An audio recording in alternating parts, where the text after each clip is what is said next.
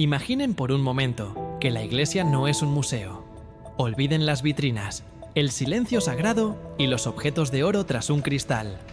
Imaginen, en cambio, que es una obra. El proyecto de construcción más ambicioso, caótico y duradero de la historia de la humanidad.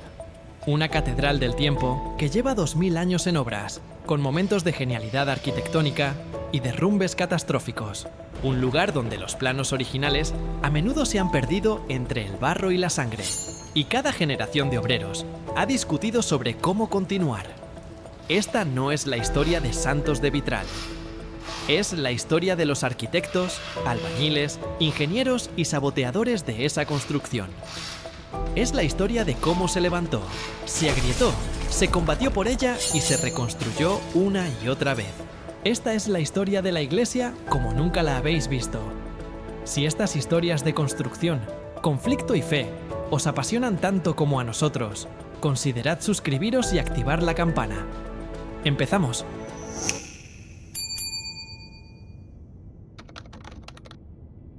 Todo gran proyecto empieza con un plano y un arquitecto. En nuestro caso, el arquitecto fue un carpintero de Nazaret, y su plano era radicalmente simple: amor, comunidad, esperanza en un reino que no era de este mundo. No dejó piedra sobre piedra, sino ideas. Ideas peligrosas. Sus primeros capataces, los apóstoles, eran pescadores, recaudadores de impuestos, gente común. No tenían mármol ni oro. Su primer material de construcción fue el coraje, y su primer lugar de trabajo no fueron templos, sino las entrañas de la tierra. Aquí abajo, en el frío y la oscuridad de las catacumbas, se colocaron los cimientos. Cada bautismo era un bloque de piedra, cada mártir un pilar sellado con sangre. Para el Imperio Romano, este pequeño equipo de construcción era una amenaza, una secta subversiva cuyo arquitecto había sido ejecutado como un criminal de Estado. Su lealtad no era al César, sino a un rey invisible. Eran el enemigo. Durante casi 300 años, la construcción fue clandestina y brutal. El imperio, el constructor más poderoso del mundo conocido, intentó demoler este pequeño y obstinado proyecto una y otra vez. Pero cada demolición parecía fortalecer los cimientos. La fe de los mártires se convirtió en la argamasa más fuerte que el cemento romano. Y entonces ocurrió el giro narrativo más improbable de la historia. Año 312. El emperador Constantino, el hombre más poderoso del mundo, necesita una victoria. En la víspera de una batalla decisiva, mira al cielo y, según la leyenda, ve una señal, el símbolo de los cristianos. Pinta ese símbolo en los escudos de sus soldados y gana. De la noche a la mañana, el proyecto de construcción pasó de ser ilegal a ser patrocinado por el Estado. Es como si el capataz de la demolición se convirtiera de repente en el principal inversor. El dinero del imperio empezó a fluir. La madera y el barro de las casas iglesia fueron reemplazados por el mármol y los mosaicos de las grandes basílicas. Pero, ¿qué haríais vosotros?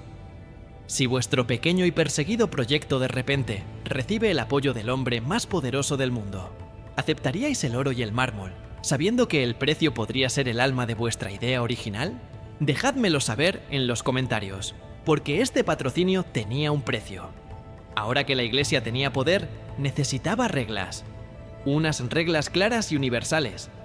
Los capataces ya no solo discutían sobre cómo organizar a los obreros, sino sobre la naturaleza misma del arquitecto. Hombres como Atanasio, un joven diácono de inteligencia feroz y voluntad de acero, luchaban por una visión: que el arquitecto era de la misma sustancia que el creador. Era el héroe visionario, defendiendo lo que él creía era el plano original. En el otro lado, hombres como Arrio, un sacerdote carismático y brillante, un teólogo popular, argumentaba que no, que el arquitecto era la creación más perfecta, pero no igual al creador. Él era el antagonista maquiavélico, no por maldad, sino por una convicción intelectual que amenazaba con dividir la obra en dos. En el Concilio de Nicea, en el 325, el propio emperador Constantino observaba: no era solo un debate teológico, era una cuestión de ingeniería estructural para su nuevo imperio unificado. La visión de Atanasio ganó. se redactó el Credo de Nicea, el primer intento de estandarizar los planos de construcción para toda la cristiandad.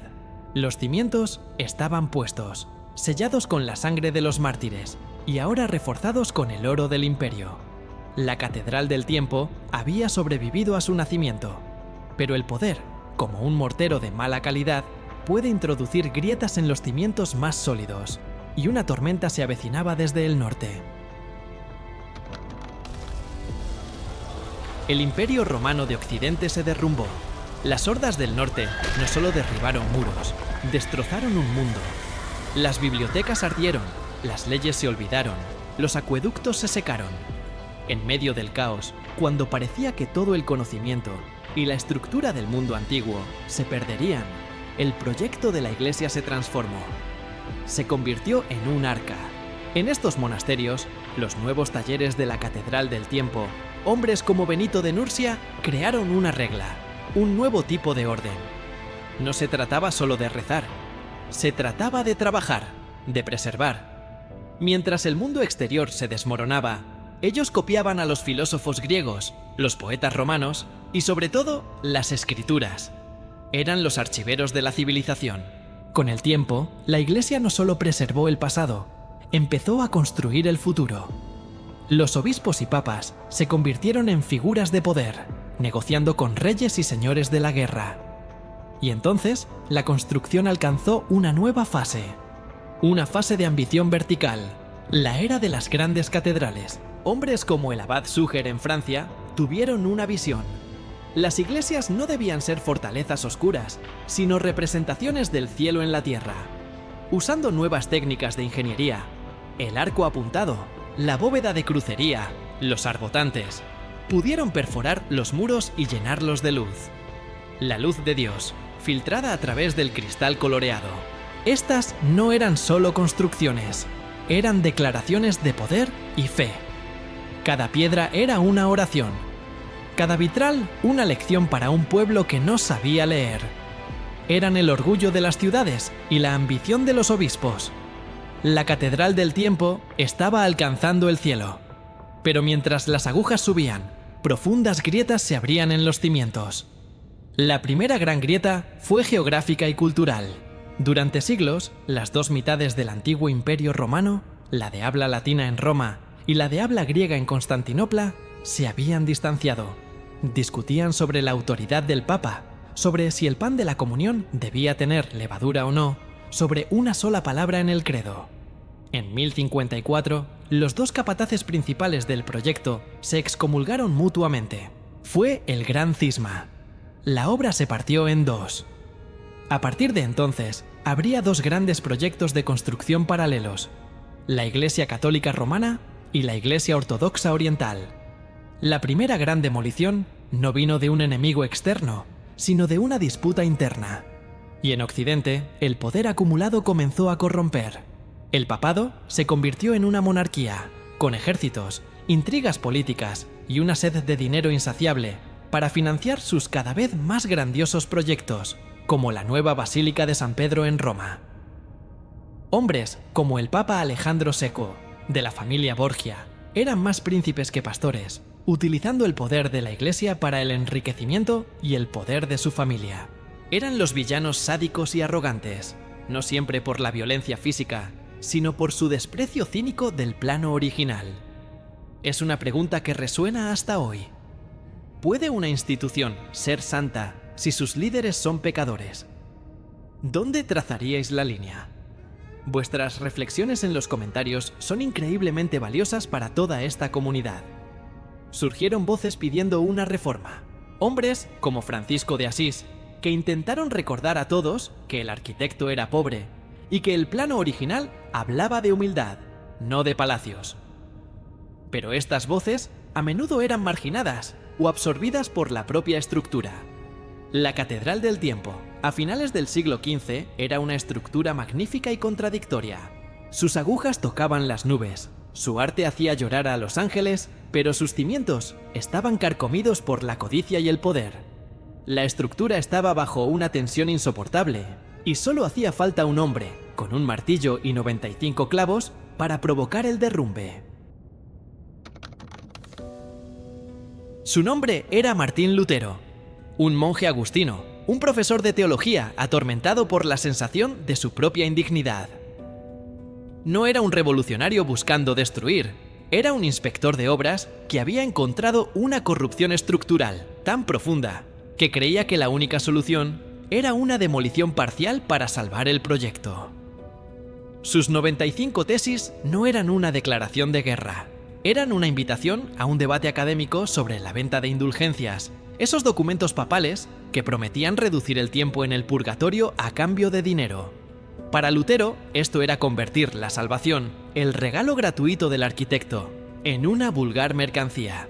Era la estafa de un capataz corrupto. Pero gracias a una nueva tecnología revolucionaria, la imprenta, sus ideas se extendieron como el fuego por la hierba seca. Lo que comenzó como una disputa teológica se convirtió en una revolución. La cristiandad occidental se fracturó. La gran obra se convirtió en un campo de batalla. Surgieron nuevos arquitectos con sus propias interpretaciones del plano original. La Catedral del Tiempo ya no era una sola estructura. Ahora era un barrio entero de construcciones rivales. Y aquí os pregunto a vosotros, ¿quién tenía razón? ¿Lutero, el inspector que quería volver a los planos originales, o Roma, que defendía la tradición a pesar de la corrupción? Contadme qué pensáis. La antigua jerarquía lanzó una contraofensiva, la Contrarreforma. Si los protestantes querían austeridad, Roma respondería con una explosión de belleza y emoción. Nació el arte barroco y crearon una nueva orden de ingenieros de élite, los jesuitas. Mientras Europa se desangraba, el proyecto de construcción se globalizó, de la mano de la conquista y la explotación. A finales del siglo XVIII, una nueva amenaza se cernía sobre todas las iglesias. Una fuerza que no quería reformar la construcción, sino demolerla. La Ilustración y la Revolución Francesa. La Revolución Francesa fue un terremoto. Fue el primer gran desafío de la modernidad, seguido por la Revolución Industrial, la ciencia de Darwin y las nuevas ideologías. Nacionalismo, comunismo, fascismo. Ante este asalto, la Iglesia Católica se atrincheró. En 1870, el Concilio Vaticano I declaró la infalibilidad papal. La Iglesia se convirtió en una fortaleza sitiada. El siglo XX fue el más brutal de la historia. Pero la Catedral del Tiempo sobrevivió. Y después de la Segunda Guerra Mundial, algo inesperado sucedió. En 1962, convocó el Concilio Vaticano II para abrir las ventanas de la Iglesia y dejar que entre un poco de aire fresco. Fue una renovación masiva, pero también trajo consigo confusión y conflicto. Y entonces, a finales del siglo XX, se reveló una grieta. No en la teología, sino en la propia fibra moral. Una devastadora serie de escándalos salieron a la luz, revelando graves faltas morales dentro del clero y un sistemático encubrimiento por parte de la jerarquía. Esta no era una grieta estructural, era una podredumbre en los cimientos, una traición profunda al plano original. La pregunta es desgarradora. ¿Cómo se reconstruye la confianza cuando los cimientos morales han sido tan gravemente dañados? Y así llegamos a hoy. El andamio sigue puesto. La construcción no ha terminado. El pontífice actual intenta reparar esas profundas grietas, pero se enfrenta a resistencias. La Catedral del Tiempo sigue en obras. Es una estructura llena de cicatrices, con partes de una belleza que corta la respiración, y otras en ruinas, manchadas por la vergüenza. Es el legado de 2000 años de fe y de flaqueza, de santidad y de pecado. No es un museo, es un taller. Y la pregunta que resuena a través de sus 2 milenios de historia sigue siendo la misma. ¿Estamos siguiendo el plano original del arquitecto? Si os ha gustado este viaje, la mejor forma de asegurar que podamos seguir explorando estas grandes historias es suscribiros, dejar un comentario y compartir este video. Queremos que Biblic sea un lugar para explorar las grandes preguntas, juntos. La respuesta quizás no está en la piedra, sino en nosotros.